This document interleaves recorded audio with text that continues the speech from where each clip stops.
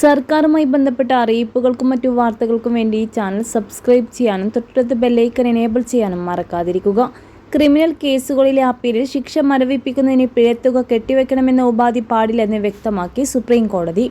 ബലാത്സംഗ കേസിലെ ശിക്ഷ മരവിപ്പിക്കാൻ വിചാരണ കോടതി ഉത്തരവിട്ട 50,000 രൂപയുടെ പിഴ കെട്ടിവെക്കാനുള്ള കേരള ഹൈക്കോടതി ഉത്തരവ് സുപ്രീം കോടതി ഭേദഗതി ചെയ്തു. പിഴയും ശിക്ഷയുടെ ഭാഗമാണ്, അതുകൊണ്ട് അപ്പീലിൽ പിഴയും ചോദിക്കപ്പെടുകയാണെന്ന് സുപ്രീം കോടതി വ്യക്തമാക്കി. ജസ്റ്റിസുമാരായ പങ്കജ് മിത്തൽ, സന്ദീപ് മേത്ത എന്നിവരടങ്ങിയ ബെഞ്ചിൻ്റേതാണ് നടപടി.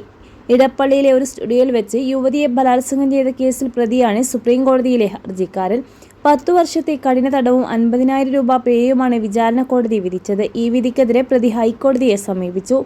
എന്നാൽ ഈ കാലയളവിൽ ശിക്ഷ മരവിപ്പിക്കണമെന്ന് 50,000 രൂപ കെട്ടിവെക്കാൻ ഹൈക്കോടതി നിർദ്ദേശിച്ചത് അപ്പീലിൽ തീരുമാനമെടുക്കുന്നതിന് മുമ്പ് പിഴ ഈടാക്കാനാണെന്ന് ക്രിമിനൽ നടപടിച്ചട്ടത്തിന് എതിരാണെന്ന് ഹർജിക്കാരന് വേണ്ടി അഭിഭാഷകൻ എം.ആർ. അഭിലാഷും വാദിച്ചു. അതിനാൽ ശിക്ഷ മരവിപ്പിക്കുന്നതിന് പിഴ കെട്ടിവെക്കണമെന്ന വ്യവസ്ഥ നിയമവിരുദ്ധമാണെന്നും എം.ആർ. അഭിലാഷ് ചൂണ്ടിക്കാട്ടി. തുടർന്നാണ് സർക്കാർ ഹൈക്കോടതി ഉത്തരവ് ഭേദഗതി ചെയ്തത്.